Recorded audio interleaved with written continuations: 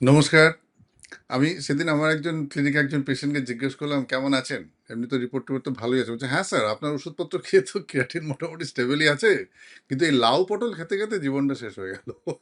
তো প্রশ্নটা হচ্ছে ক্রিয়াটিনিনের রিপোর্ট নয়, নয় কিন্তু এই খাবার-দাবারের বিধিনিষেধ, বিশেষ করে লাউ আর পটল, এইটা আমাকে একদম আমার জীবনকে অতিষ্ঠ করে তুলেছে। আর আপনি যা বলছেন তার থেকে বেশি তো আমার গিন্নি বলছেন। সারাদিন বন্দুক নিয়ে দাঁড়িয়ে আছে আমি কিছু উল্টো খাচ্ছি কিনা। এটা খুব, খুব একটা গুরুত্বপূর্ণ বিষয়। আসলে না কি হয় জানেন? মানে আমি একটা জিনিস সবাইকে বলি।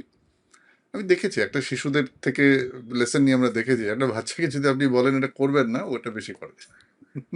ওকে যদি বলেন আচ্ছা তুমি এটা করো, কিন্তু এইটুকুনি করো তখন কিন্তু সে বোঝে। আমরাও অনেক সময় এই যে খাওয়ার বিধিনিষেধের ব্যাপারে যখন আলোচনা করি, তখন আমরা বারণ করি যে এটা খাবেন না, এটা খাবেন না, এটা খাবেন না। তাতে দেখা গেছে যে সেটা খাবার ইচ্ছেটা আরো বেড়ে যায়।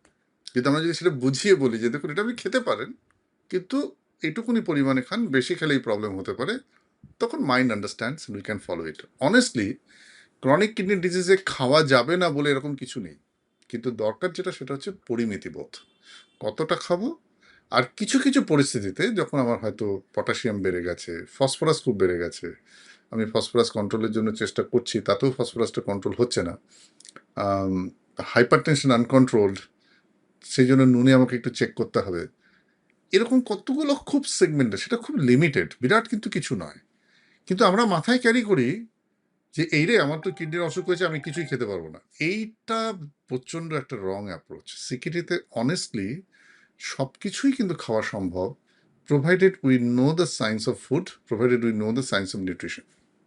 মানে আমি দেখেছি, একটা এক্সাম্পল দিলে বুঝতে পারবেন যে ডায়াবেটিসে একটা সবার মাথায় ধারণা আছে কোনো রকম মিষ্টি খাওয়া যাবে না। গুড, কেন মিষ্টি খাওয়া যাবে না? মিষ্টির মধ্যে কি বিষ আছে? ব্যাপারটা কিন্তু তা নয়।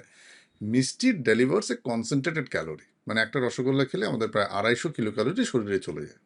ডায়াবেটিস ক্যালোরি রেস্ট্রিক্ট করতে পারি। এবার আমি একজনকে জানি তার ডায়াবেটিস আছে, সে চায়ে আধা কাপ চিনি পর্যন্ত খাবেন না, রসগোল্লা তো দূরের কথা, religious about taking not taking any sweets. কিন্তু সকালে ব্রেকফাস্টের সময় 8টা রুটি খান, ভাত খান এতখানি, মানে তার পরিমাণটা দেখলে মনে হবে একটা পাহাড় পর্বত থালায় নিয়েছেন। লুচি খান 8টা থেকে 10টা।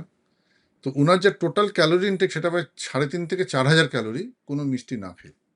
এইবার আপনি বলুন, এই লোকটার যে ক্যালোরিটা, এই লোকটা যদি একটা মিষ্টি খেতেন, কিন্তু আমার কাছে সে দুঃখ করছে, আমায় কেউ মিষ্টি খেতে দেয় না। আমি বলছি, "আপনি কি খান?" বলে, "সকালে ব্রেকফাস্টে চেহারা বেশ ভালো।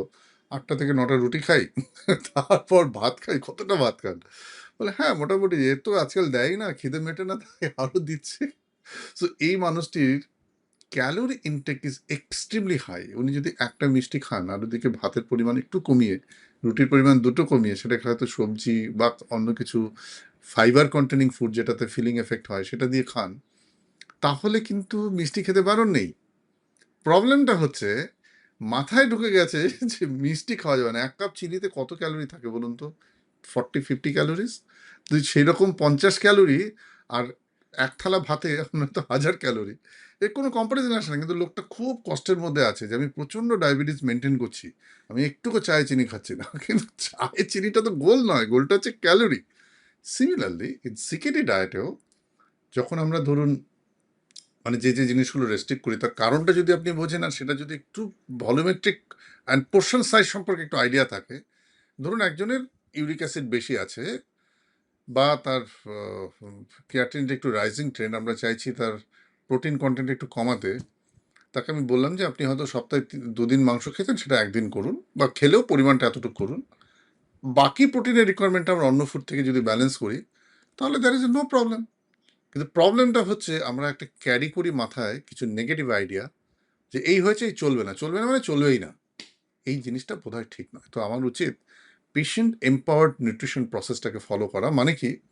আপনার অসুখের পরিস্থিতি অনুযায়ী, আপনার ডিফারেন্ট ল্যাব রিপোর্টের রিপোর্ট অনুযায়ী কোন খাবারে কোন কম্পোনেন্টটা বেশি থাকে সেটার মাত্রাটা একটু কমিয়ে অন্য নিউট্রিশন ফুড দিয়ে যদি সেটা ব্যালেন্স করা যায়, তাহলে সিকেডিতে খাওয়া যাবে না এরকম বলে কিছু নেই। সবই খাওয়া সম্ভব। কিন্তু পরিমাণ বোধ আর পরিমিতি বোধ, এই দুটোকে আমাদের একটু ঠিকঠাক করে এটাকে ম্যাচ করতে হবে, সেটার জন্য আমাদের রেনাল নিউট্রিশনিস্টের হেল্প দরকার। আমি রেকমেন্ড করবো আপনারা আমাদের নেফ্রো কেয়ারের যারা নিউট্রিশনিস্ট আছে তাদের সঙ্গে যোগাযোগ করুন। একটা হোয়াটসঅ্যাপ গ্রুপ আছে, আরও আমাদের কুকিং বুকস আছে, art of cooking with CKD, সেই বইগুলো কালেক্ট করুন। করে এই যে এটা মাথার মধ্যে ঢোকাবেন না যে আমার একটু ক্রিয়াটিনিন বেড়েছে মানে সারা জীবন পটল আর ঝিঙে খেতে থাকতে হবে, মোটেই তা নয়। যা যা সবজি আছে আপনি লিস্ট করুন না, আপনি লিস্ট করে নিয়ে আসুন। আমি বলবো আপনাকে ওপিডিতে সবচেয়ে সহজ পদ্ধতি, আপনি এটা যা মনে মনে ইচ্ছে সেটা আপনি লিস্ট করে নিয়ে চলে আসুন। দেখবেন বেশিরভাগ লিস্টই আমরা ঠিক করে দেবো, আর কোনোগুলো বলে দেবো এটা সপ্তাহে 2 দিন খান, 3 দিন খান। কোনোদিন আপনার মনে হবে না যে আপনাকে সব কিছু খেতে বারণ করে দেওয়া হয়েছে, এটা উচিতও নয়। Because we live and we survive for our fantasy, for our satisfaction of the mind, and food is the most important tools through which we can satisfy our soul.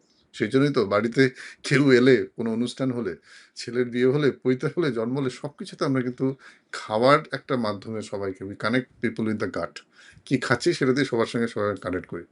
সুতরাং সিকেডি হয়েছে মানে সব বন্ধ করে দিতে হবে, এটা আমি একদম পছন্দ করি না, এটা উচিত নয়। বাট ইয়েস, এটার জন্য দরকার সেটা হচ্ছে প্রফেশনাল নিউট্রিশন, যারা রেনাল নিউট্রিশন বোঝে তাদের guidance to consume right amount of component of food what you need. এবং সেই ক্ষেত্রেই আমাদের দরকার, সেই ক্ষেত্রে আপনাদের উচিত আমাদের নিউট্রিশনিস্টদের সঙ্গে ইন্টারভেন করে আপনার পছন্দের খাবারের মধ্যে থেকে কোন খাবারটা কতটা পরিমাণ খাবেন to maintain your kidney health normal, সেটা বুঝে। ভালো থাকুন, সুস্থ থাকুন। If you want to join to our diet and nutrition group, there is a link where you can join. And don't forget to join doctor Prathamesh academy, যেখানে এই বিষয় নিয়ে আমরা প্রচুর আলোচনা করি। আরেকটা জিনিস না বললেই নয়, কমব্যাট কিডনি ডিজিজ বলে আমাদের যে কোর্সটা চলে, তাতে নিউট্রিশন সেশন আমরা এটাই শেখাই। সো আপনারা যারা কমব্যাট কিডনি ডিজিজ জয়েন করেননি তাদের রেকমেন্ড করবো, please join in this combat kidney disease curriculum and please learn how to plan your menu as per your liking and preference without hampering your kidney health. ভালো থাকুন, নমস্কার।